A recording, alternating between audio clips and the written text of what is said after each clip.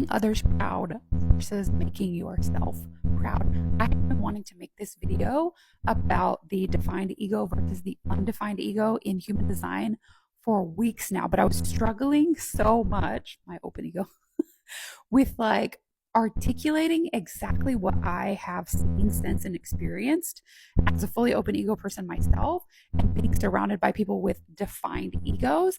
And I finally was able to like put it articulately into bullet points and words. And so, pardon me, but I'm going to read this to you because I feel like not a single point can be missed. So you're going to want to listen. Oh my God.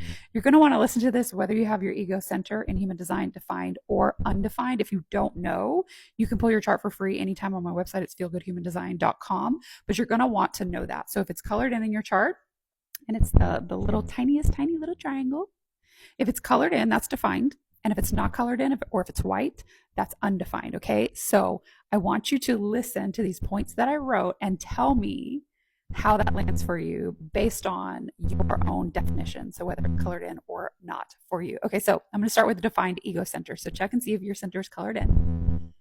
Defined ego center. I'll get the shadow off my face. Okay. Defined ego center, externalizing pride. Motivated, okay, number one, motivated by making others proud. People with a defined ego often externalize their sense of pride by wanting to prove themselves to their family and especially parents.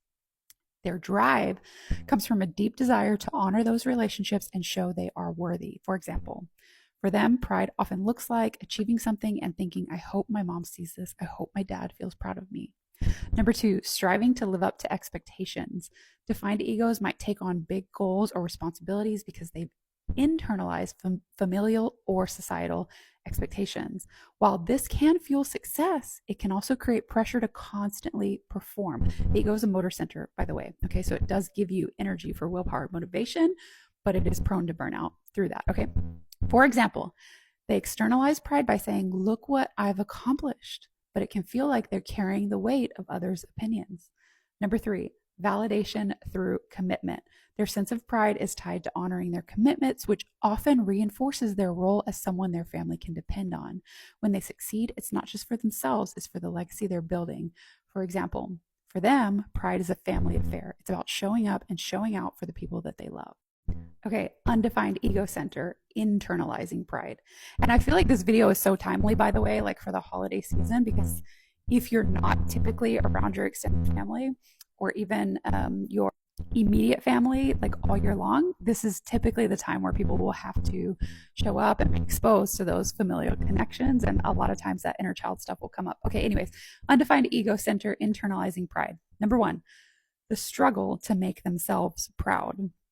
With an undefined ego, those with an undefined ego often feel disconnected from an inherent sense of pride. They may question their self-worth and focus on proving themselves, but the ultimate goal is to feel proud within. For example, they ask themselves, am I good enough? Will I ever feel proud of myself? That's their big internal journey. Number two, unrealistic expectations of self. Undefined egos often hold themselves to impossible standards in their quest to feel proud. They compare their progress to others or adopt the goals of those around them, leading to frustration. Example, they internalize pride by trying to measure up to an ideal that's not even theirs. But they're learning it's okay to just be proud as they are, right? Who they are, just as is, nothing to prove. Number three, freedom in letting go of external expectations. When undefined egos stop chasing external markers of success and recognize their value doesn't depend on accomplishments, they can find their true internal pride. Example, their journey is about realizing I don't have to do or prove anything to feel proud of myself. My feelings, why don't you, with my open ego? Anyways, how did this land for you? Do you feel like this has been your experience, whether your ego is defined or undefined? By the way, in my personalized report, I have full descriptions of each of the energy centers, depending on whether it is defined or undefined for you. So if you have a defined ego, the pages in your report will be specific to defined ego.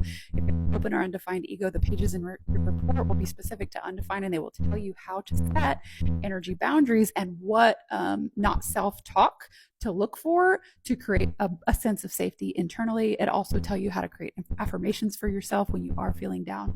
It helped me a lot. It's a journey because it's my most open center. in human design, but it really does shift things, and it shifts your perspective. And you know what happens when you shift your perspective? Then the things that in your reality start to manifest and change because you look at the world differently. So if you're looking for a manifestation practice that is custom to you, but something that helps you also create healthy habits and healthy mindset for yourself, my report's in the $27 range. It makes a great gift as well. So anyway, let me know what you thought.